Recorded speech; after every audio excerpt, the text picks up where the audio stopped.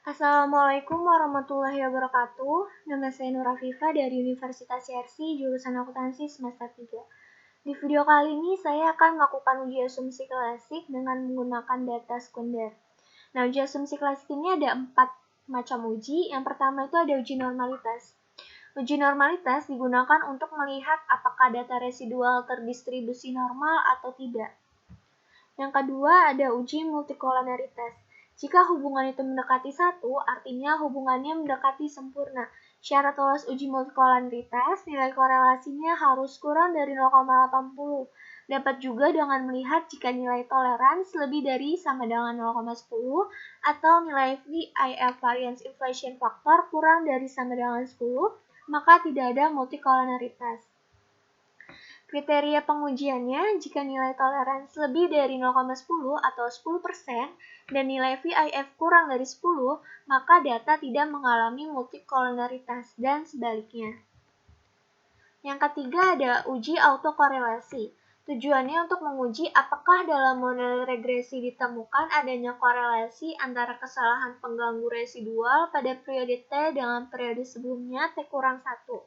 Menurut Ghazali tahun 2011, ada beberapa pengujian yang dapat dilakukan seperti uji Durbin-Watson, uji Lagrange multiplier, uji statistik Key-Box, Peirce dan Legendre-Box, serta uji Rantes.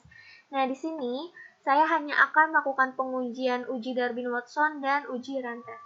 Nah, langsung aja saya ke aplikasi SPSS-nya.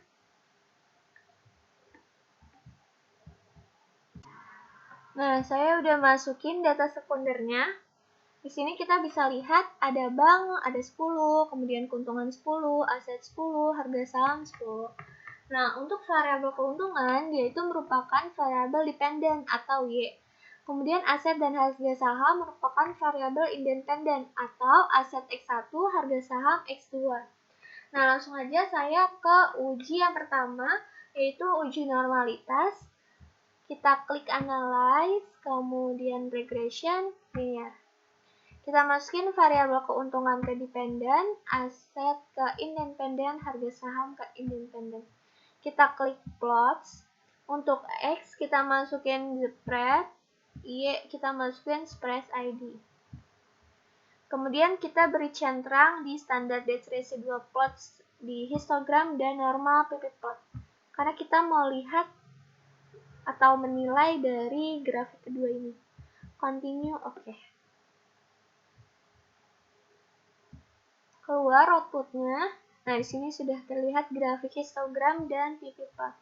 Langsung aja kita bisa lihat di sini bahwa grafiknya dia itu berada di tengah-tengah ya, tidak melenceng ke kiri ataupun ke kanan. Untuk diagram batangnya juga semuanya mengenai garis. Jadi bisa dikatakan yaitu berdistribusi normal. Selanjutnya ke pivot plot. Nah, dia itu berdistribusi normal apabila polanya itu mendekati garis diagonal. Nah, kita bisa lihat di sini dia itu mendekati ya titik-titik polanya, mendekati garis diagonal. Dia tidak menjauhi, tidak di sini, di sini. Nah, berarti dikatakan dia berdistribusi normal. Nah, jadi kan di uji normalitas itu ada dua cara, di histogram pivot plot, dan yang kedua ada uji Wan sampel KS. Uji Wan sampel KS juga ada dua. Langsung aja saya yang pertama, ke yang pertama. Kita klik analyze, kemudian non-parametric test, legacy dialogs, Wan sampel KS. Nah, kita masukin semua variabel ini ke tes variabel list.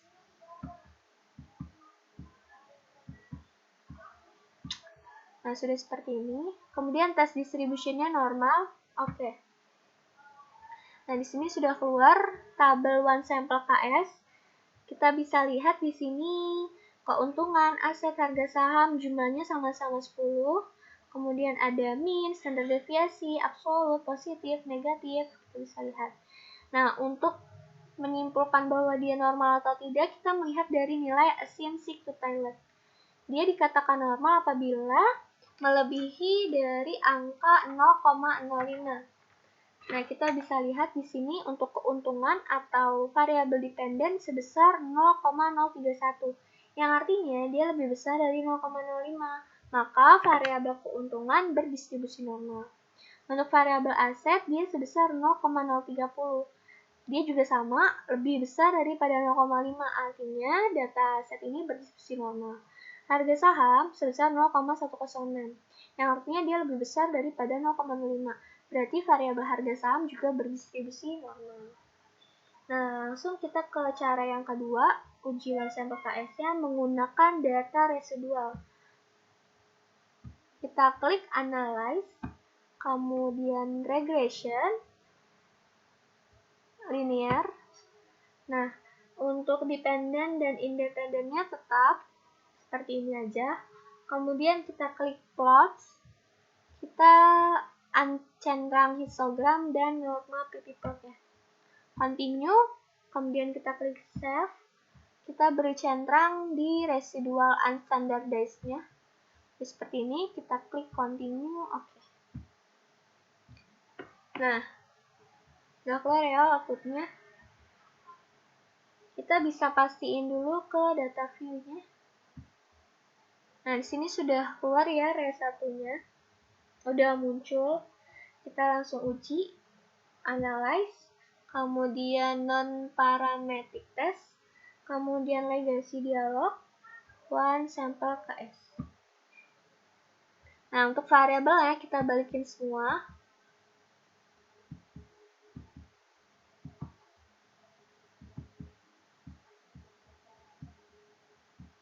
Nah, kita hanya masukin variabel unstandard residualnya.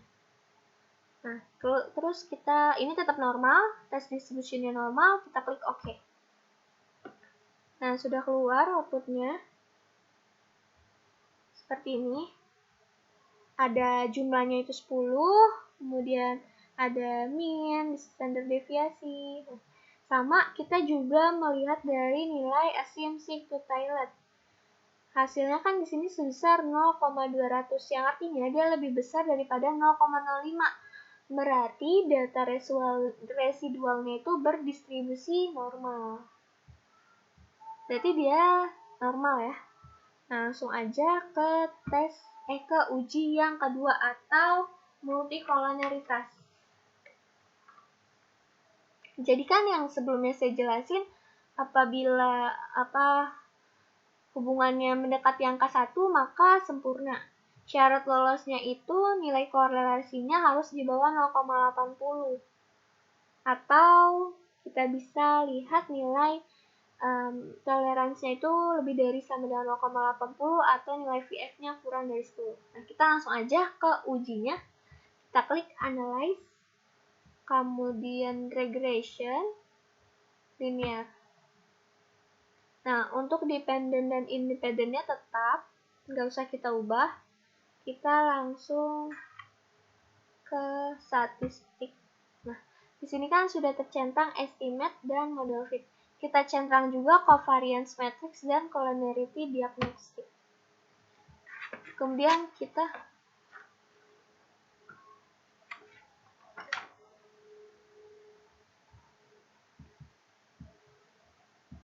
saya lanjut. Kemudian sudah seperti ini. Kita langsung klik continue. Oke. Nah, ini sudah keluar outputnya. Kita lihat di tabel coefficient. Nah, di sini kita melihat di nilai toleransi dan VIF-nya ya. Di sini untuk variabel aset dan harga saham sama ya, jumlahnya baik toleransi ataupun nilai VIF-nya sama-sama 0,533 dan 1,876. Nah, untuk toleransinya dia sebesar 0,533, artinya lebih besar dari 0,10. Untuk VIF-nya juga 1,876, berarti kurang dari 10. Dapat disimpulkan untuk data ini variabel independen atau aset dan harga saham itu tidak mengalami multikolonaritas. Seperti itu. Nah, kita lanjut ke uji yang ketiga atau uji autokorelasi. Nah, untuk uji autokorelasi kan ada dua ya, uji Durbin-Watson dan uji Rantes. Kita langsung ke uji Durbin-Watson dulu. Klik Analyze, kemudian Regression, Linear, Nah, untuk dependen dan independennya masih sama, nggak usah kita ubah. Kita klik statistiknya. Nah, sudah seperti ini, kita klik Darwin-Watson. Kemudian kita klik OK. Continue. Nah, kita klik Save. Kita checklist unstandardized-nya ya. Kemudian Continue. Kemudian OK. Nah, ini sudah keluar outputnya. Kita melihat di tabel model summary. Kita lihat di tabel model summary. Nah, di sini kita sudah lihat. Jadi untuk Darwin-Watson-nya dia itu sebesar 1,870. Nah, untuk untuk Darwin summary ini sebenarnya kriterianya ada banyak. Ada yang positif dan negatif. Cuman kita hanya yang positif saja, kita ambil gampangnya. Jadi rumusnya itu kan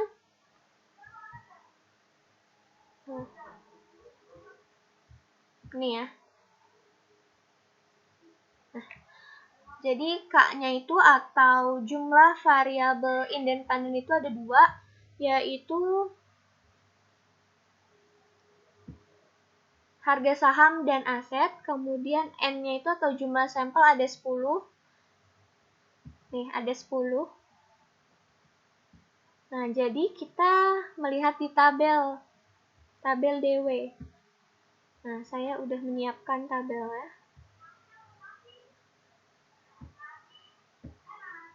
Nah,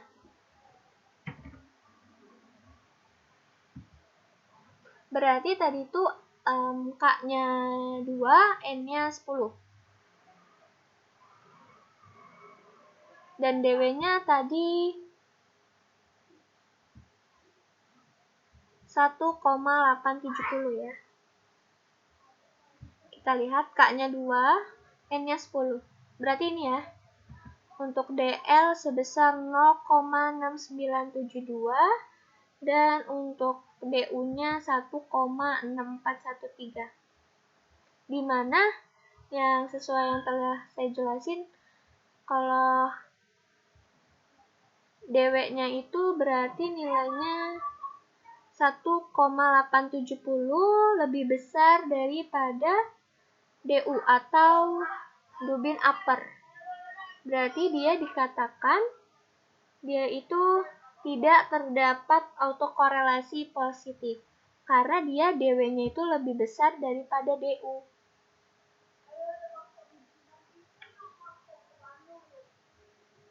Nah, selanjutnya ke uji yang rantesnya. Nah, di sini kita masukinnya menggunakan data res 1. Jadi kita klik analyze, kemudian non-parametric test, kemudian regressi dialog, kemudian runs. Nah, untuk tes variabelnya kita masukin unstandard residual yang pertama. Kita masukin, kemudian cut point-nya tetap median. Oke. Nah, di sini udah keluar outputnya. Di sini rantesnya kita melihat dari nilai asymptote-tailored. Dia sebesar 1,000.